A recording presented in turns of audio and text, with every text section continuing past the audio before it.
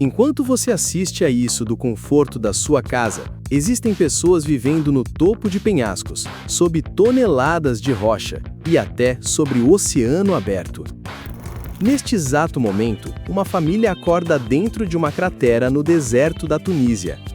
Um monge budista medita a 4.000 metros de altitude, cercado por 40.000 vizinhos vestidos de vermelho.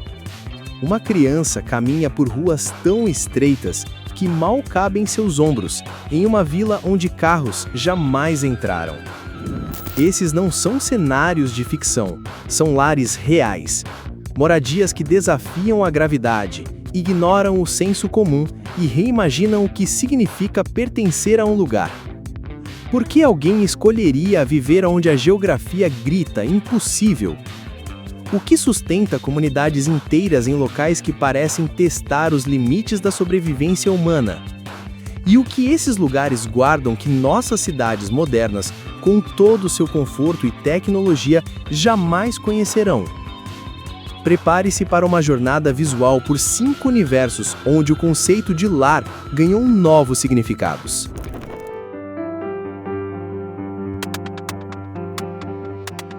Vivemos em um planeta com mais de 8 bilhões de pessoas. A maioria se concentra em cidades planejadas, subúrbios organizados, bairros conectados por asfalto e sinal de internet. Mas existe um grupo muito menor, apenas 2% da população mundial, que escolheu um caminho diferente. São comunidades que vivem nos confins, no extremo, em montanhas que tocam as nuvens, sobre rochas que parecem prestes a desabar, sobre águas que nunca param de se mover, em desertos que queimam de dia e congelam à noite. Enquanto a globalização conecta o mundo em redes invisíveis, esses lugares preservam o isolamento quase sagrado. Enquanto a arquitetura moderna tenta dominar a natureza, essas comunidades a abraçam, se fundem com ela, constroem ao redor dela. Neste episódio, vamos descobrir moradias verticais que desafiam a gravidade, cidades que enfrentam os extremos do clima e da geografia, adaptações arquitetônicas que se fundem completamente com o ambiente natural, patrimônios vivos onde o passado e o presente caminham lado a lado, e experimentos urbanos que reescrevem as regras sobre o que uma cidade pode ser. Esta é uma expedição documental. Cada lugar será revelado em camadas, da geografia bruta à alma humana que ali pulsa, resiste e floresce. Vamos começar subindo, bem alto. Verticais sagradas. Na Grécia, existe um lugar chamado Meteora. Ali, pilares naturais de rocha se elevam como colunas gigantes diante do céu. Essas formações levaram 60 milhões de anos para serem moldadas pela erosão.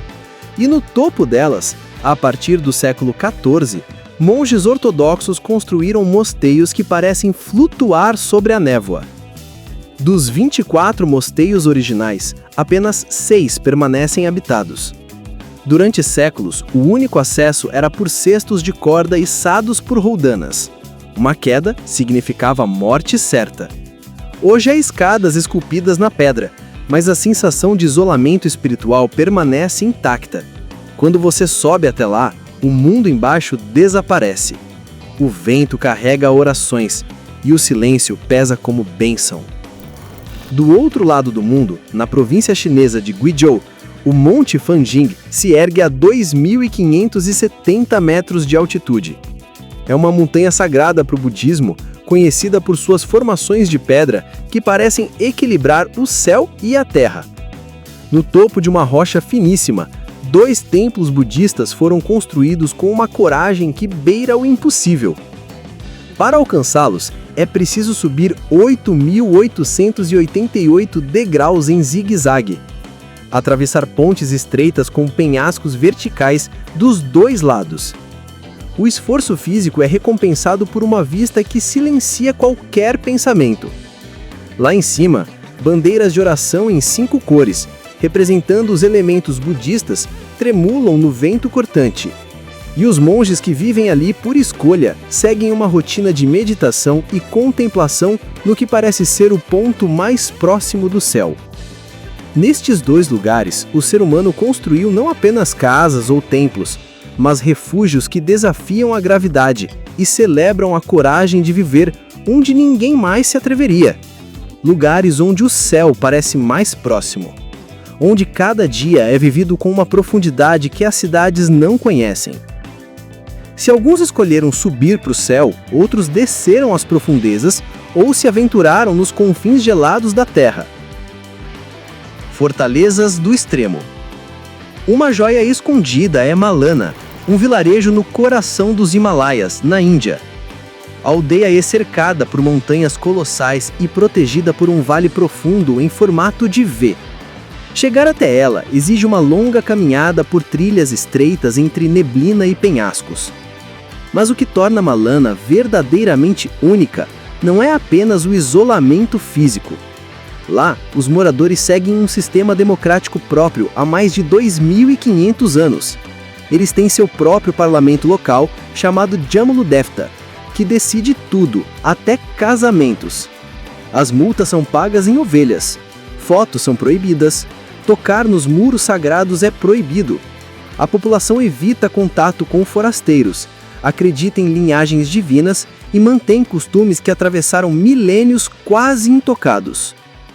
No Kurdistão iraquiano, a cidade de Ahmadiyya pousa sobre um platô elevado a 1.400 metros de altitude.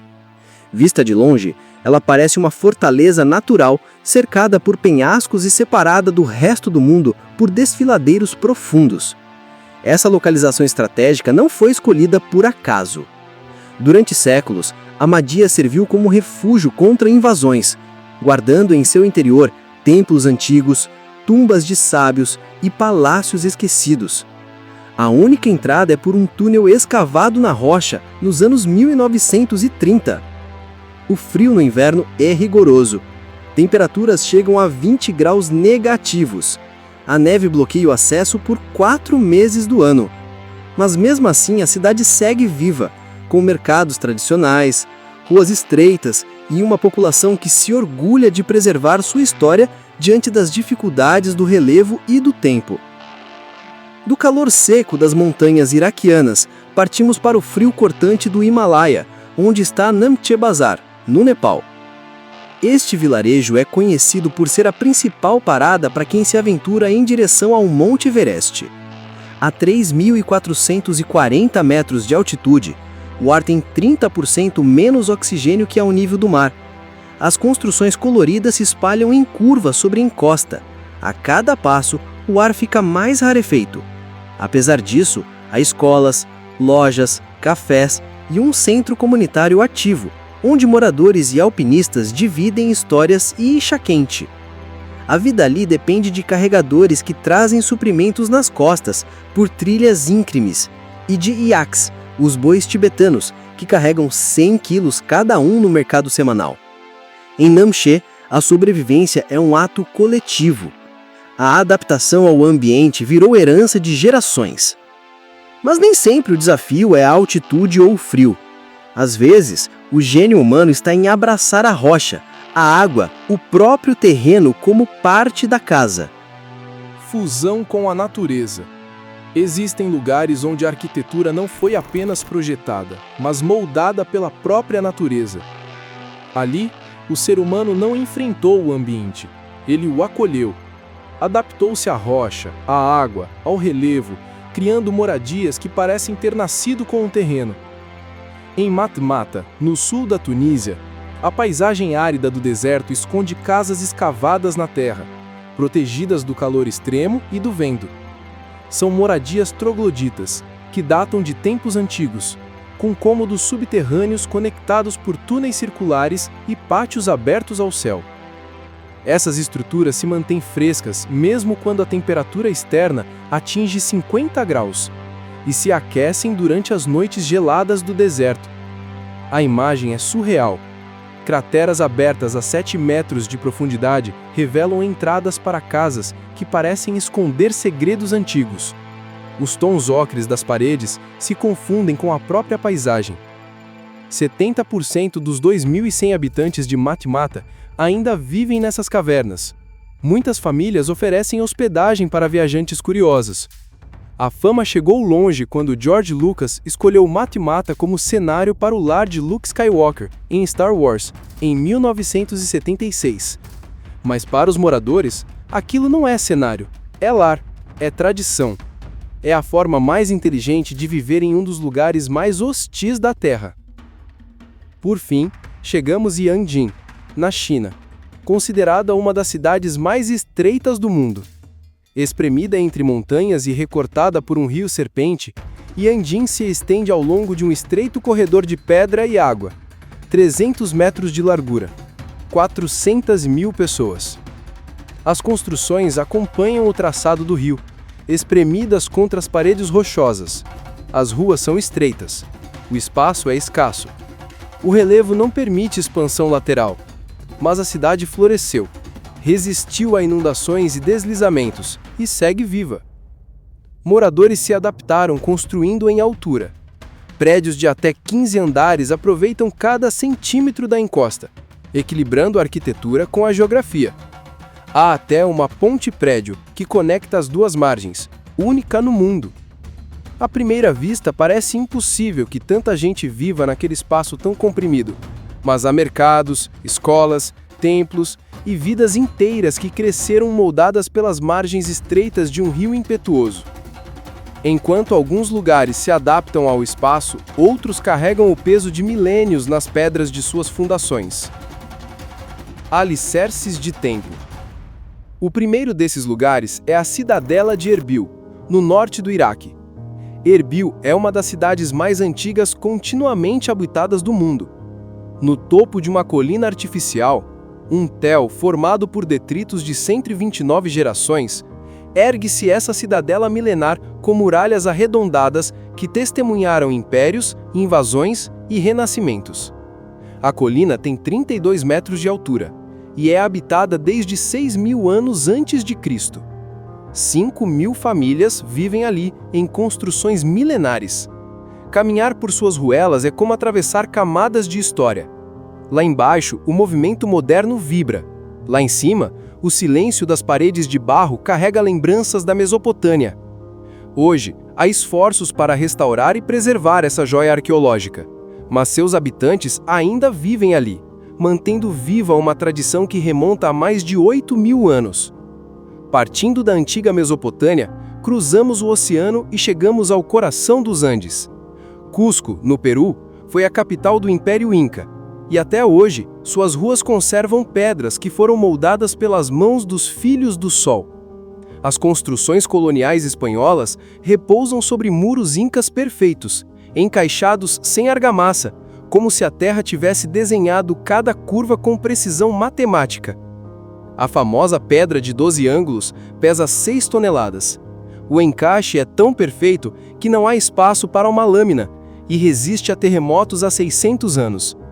Mas Cusco não é apenas um museu ao ar livre. Ela vive, respira, se transforma. Mercados coloridos, festivais tradicionais, música andina, moradores que caminham entre as igrejas barrocas e os templos antigos mostram que o espírito da cidade não ficou no passado. Ele se atualiza, dialoga com turistas, mas resiste.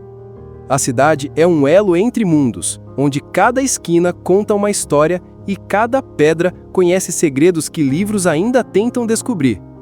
Mas o extraordinário não está apenas no que resiste ao tempo, está também no que ousa reinventar o conceito de cidade. Experimentos urbanos.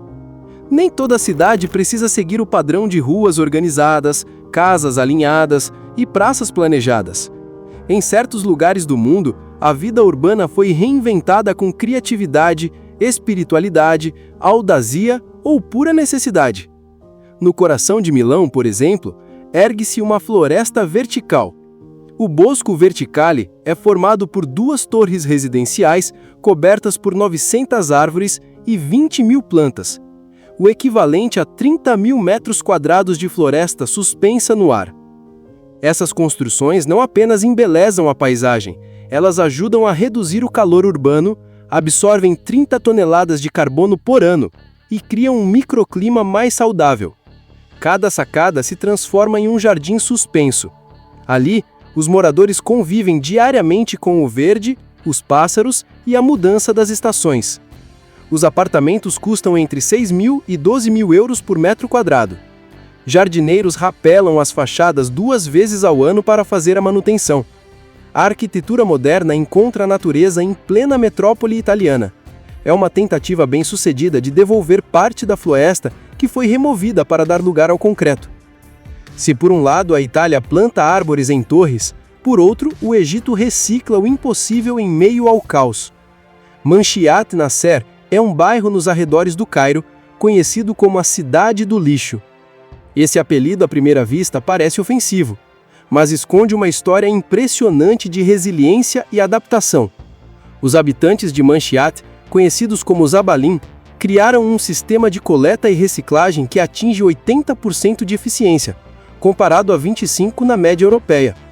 Eles recolhem resíduos da capital egípcia, separam, limpam, reaproveitam e vendem. A receita anual chega a 50 milhões de dólares. Apesar da infraestrutura precária e das dificuldades sanitárias, essa comunidade mostra que até mesmo os rejeitos da sociedade podem ser transformados em sustento, economia circular e lição de vida. 90% da população é copta, cristãos, e ali foi escavada na rocha a maior catedral do Oriente Médio, o Mosteiro de São Simão, com capacidade de 20 mil pessoas. Cada beco de Manchiat é um labirinto de sacos, plásticos, papéis e máquinas simples. É ali que o descartado vira renda e que a dignidade se constrói pedaço por pedaço. De florestas suspensas a favelas que reciclam, de mosteiros nas nuvens a casas que se penduram no vazio, cada lugar aqui prova que impossível é apenas falta de imaginação. Visitamos dezenas de locais em 5 continentes, de penhascos gregos a vales chineses, de desertos tunisianos a costas italianas, de montanhas tibetanas a favelas egípcias. Cada um redefine lar à sua maneira. O fio comum que une todos esses lugares? Resiliência, criatividade quando confrontados com limites extremos e a capacidade de transformar o que parece ser um obstáculo intransponível em identidade, em cultura, em lar. Essas comunidades provam que os humanos não apenas sobrevivem ao impossível, eles florescem nele. Constroem beleza onde não deveria haver nada. Criam comunidade onde a solidão deveria reinar.